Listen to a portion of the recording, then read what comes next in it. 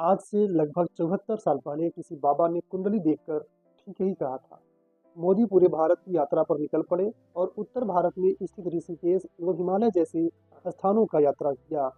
दौरा करने के दौरान 2 साल बाद वे लौटे। इस तरह से मोदी जी ने अपनी स्कूली पढ़ाई पूरी करने के बाद कुछ साल तक अपनी आगे की पढ़ाई नहीं कर सके।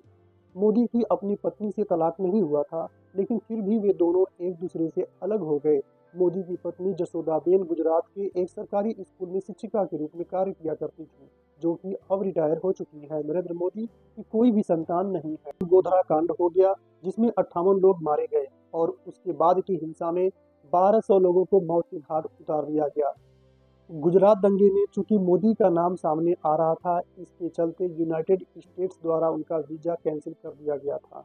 सन 2015 में नरेंद्र मोदी ने 10 लाख रुपए की कीमत का एक सूट पहना था, जिसमें उनका नाम मोदी लिखा हुआ था। उसके लिए भी आलोचकों द्वारा उनकी खूब आलोचना की गई थी।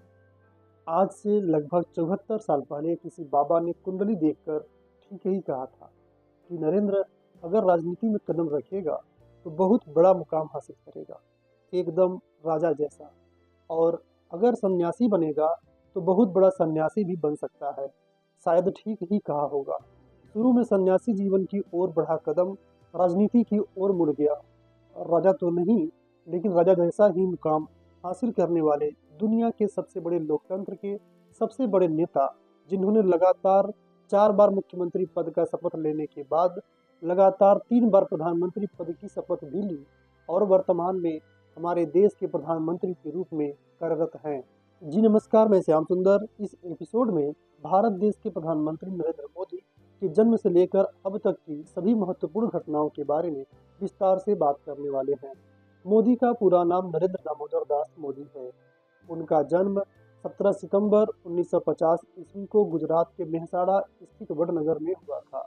मोदी के पिता का नाम दामोदर दास मूलचंद मोदी एवं माता का नाम हीराबेन मोदी था। बाल्यकाल से किशोरावस्था तक मोदी जी वडनगर बस स्टैंड के पास अपने पिता की चाय की दुकान पर उनका हाथ बटाते थे। मोदी ने अपनी प्रारंभिक स्कूली शिक्षा वडनगर से ही सन 1967 ईस्वी में पूर्ण की। मोदी की 13 वर्ष की आयु में ही जसोदाबेन चमनलाल के साथ सगाई और मात्र 17 वर्ष की आयु में विवाह हो गया। विवाह के कुछ समय पश्चात ही मोदी घर परिवार छोड़कर देश सेवा के मार्ग पर चल पड़े। मोदी बचपन से ही स्वामी विवेकानंद के विचारों को अपना आदर्श मानते थे। मोदी पूरे भारत की यात्रा पर निकल पड़े और उत्तर भारत में स्थित ऋषिकेश एवं हिमालय जैसे स्थानों का यात्रा किया। दौरा करने के दौरान 2 साल बाद वे लौटे। इस तरह से मोदी जी ने अपनी स्कूली पढ़ाई पूरी करने के बाद कुछ साल तक अपनी आगे की पढ़ाई नहीं कर सके। यात्रा से लौटने के बाद राजनीति शास्त्र में स्नातक और फिर स्नातकोत्तर की पढ़ाई की। मोदी का परिवार मौध यानी घांची समुदाय से है, जो कि पिछड़ी जाति में आता है। मोदी अपने माता पिता की तीसरी संतान है। मोदी के बड़े भाई सोमा मोदी, जो कि स्वास्थ्य विभाग के अधिकारी रह चुके हैं। मोदी के दूसरे बड़े भाई अमृत मोदी एक मशीन ऑपरेटर हैं। मोदी के 2 छोटे भाई भी हैं। प्रहलाद मोदी अहमदाबाद में एक दुकान चलाते हैं और पंकज मोदी, जो कि गांधीनगर में सूचना विभाग में एक क्लर्क के रूप में कार्यरत हैं। मोदी की अपनी पत्नी से तलाक नहीं हुआ था, लेकिन फिर भी वे दोनों एक दूसरे से अलग हो गए। मोदी की पत्नी जसोदाबेन गुजरात के एक सरकारी स्कूल में शिक्षिका के रूप में कार्य किया करती थी, जो कि अब रिटायर हो चुकी है। नरेंद्र मोदी की कोई भी संतान नहीं है। 1984 में मोदी ने देश के प्रसिद्ध सामाजिक सांस्कृतिक संगठन राष्ट्रीय स्वयंसेवक संघ RSS से स्वयं सेवक के रूप में अपनी जीवन की शुरुआत की। यही उन्हें निस्वार्थता, सामाजिक दायित्वबोध, समर्पण और देशभक्ति के विचारों को आत्मसात करने का अवसर मिला। अपने संघ कार्य के दौरान भी नरेंद्र मोदी ने कई मौकों पर महत्वपूर्ण भूमिकाएं निभाई, चाहे वह 1974 में भ्रष्टाचार के खिलाफ चलाया गया आंदोलन हो या जून 1975 से जनवरी 1977 तक चला आपातकाल के खिलाफ किया गया संघर्ष हो। सन 1975 से 77 में तत्कालीन प्रधानमंत्री इंदिरा गांधी द्वारा लगाए गए राष्ट्रीय आपातकाल के दौरान राष्ट्रीय स्वयंसेवक संघ में प्रतिबंध लगा दिया गया था, जिसके कारण मोदी को उस समय अंडरग्राउंड होने के लिए मजबूर होना पड़ा एवं गिरफ्तारी से बचने के लिए भेष बदलकर यात्रा किया करते थे। आपातकाल के विरोध में मोदी काफी सक्रिय रहते थे। उन्होंने उस समय सरकार का विरोध करने के लिए पर्चे सहित कई तरह के हथकंडे अपनाए। इसके बाद नरेंद्र मोदी राजनीतिक कार्यकर्ता के रूप में राजनीति में शामिल हो गए। सन 1987 में नरेंद्र मोदी पूरी तरह से बीजेपी में शामिल हो गए और पहली बार उन्होंने अहमदाबाद नगरपालिका चुनाव में भाजपा के अभियान को अपने कंधों पर लिया और चुनाव में भाजपा की जीत हुई। सन 1990 में लालकृष्ण आडवाणी जी की अयोध्या रथ यात्रा के संचालन में हेल्प करने के बाद पार्टी के भीतर मोदी की क्षमताओं को मान्यता मिली, जो उनका पहला राष्ट्रीय स्तर का राजनीतिक कार्य बन गया। उसके बाद सन 1991 में मुरली मनोहर जोशी की एकता यात्रा हुई। मोदी ने सन 1990 में गुजरात विधानसभा चुनाव के बाद गुजरात में भाजपा की उपस्थिति को मजबूत करने में एक प्रमुख भूमिका निभाई थी। सन 1995 के चुनावों में पार्टी ने 121 सीटें जीती और गुजरात में पहली बार भाजपा की सरकार बनी और 1995 में ही मोदी को हरियाणा और हिमाचल प्रदेश में गतिविधियों को संभालने के लिए इसके बाद महासचिव इस पद में वे सन 2001 तक कार्यरत थे। 7 अक्टूबर की तारीख प्रधानमंत्री मोदी के जीवन की महत्वपूर्ण तारीख है।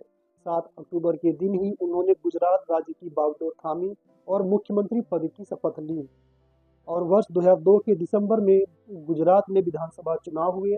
42 महीने कार्यभार संभालने के बाद केशुभाई ने पिछले कार्यकाल में केवल 18 महीने के लिए नरेंद्र मोदी को पदभार सौंपा था। सभी यही समझ रहे थे कि मोदी आगामी चुनाव नहीं जीत पाएंगे। इस दौरान गोधरा कांड हो गया, जिसमें 58 लोग मारे गए और उसके बाद की हिंसा में 1200 लोगों को मौत के घाट उतार दिया गया।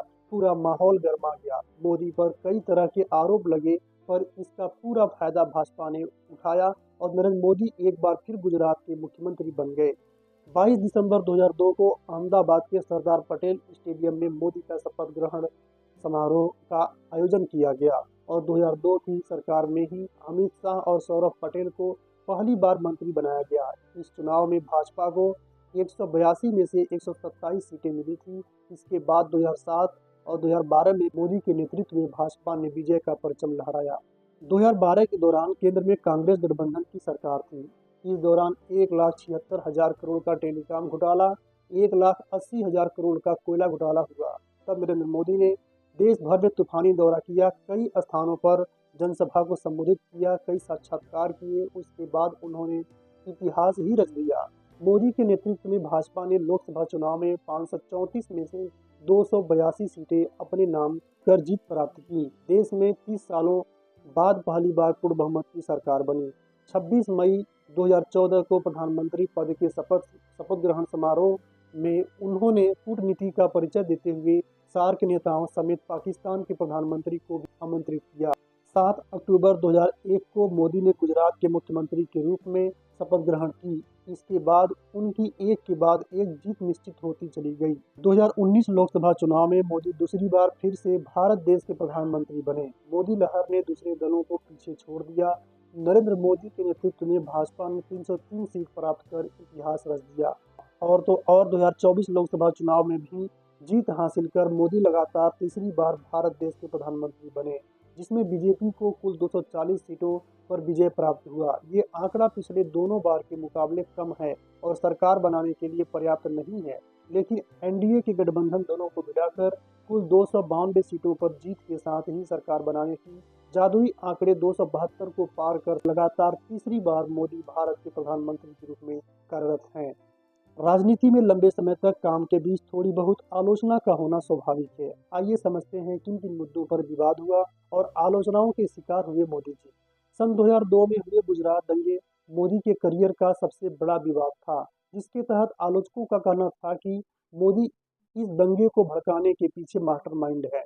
2002 में तीस्ता सीतलवाड़ ने गुलबर्ग सोसाइटी में अपनी पति की हत्या के लिए मोदी को जिम्मेदार ठहराया था। नरेंद्र मोदी का नाम इशरत जहां के फेक इनकाउंटर के लिए भी आया था, उन्हें इसके लिए जिम्मेदार ठहराया गया था। नरेंद्र मोदी के वैवाहिक जीवन को लेकर भी आलोचकों द्वारा आलोचना की जाती रही। गुजरात दंगे में चूंकि मोदी का नाम सामने आ रहा था, इसके चलते यूनाइटेड स्टेट्स द्वारा उनका वीजा कैंसिल कर दिया गया था। सन 2015 में नरेंद्र मोदी ने 10 लाख रुपए की कीमत का एक सूट पहना था, जिसमें उनका नाम मोदी लिखा हुआ था। उसके लिए भी आलोचकों द्वारा उनकी खूब आलोचना की गई थी। 10 अगस्त 2018 में भारतीय संसद में पहली बार ऐसा हुआ था कि प्रधानमंत्री की कोई टिप्पणी को राज्यसभा के रिकॉर्ड से हटा दिया गया था। राज्यसभा के उपाध्यक्ष के रूप में हरिवंश नारायण सिंह के चुनाव के बाद अपने भाषण में हरिवंश को बधाई देते हुए पीएम मोदी ने कहा कि चुनाव दो हरी के बीच में था। वीडियो के नीचे कमेंट सेक्शन आपके लिए है। हमारे काम को सराहें, आलोचना करें या जिस भी रूप में अपनी भावनाएं व्यक्त करना चाहें जरूर करें। बहुत बहुत धन्यवाद।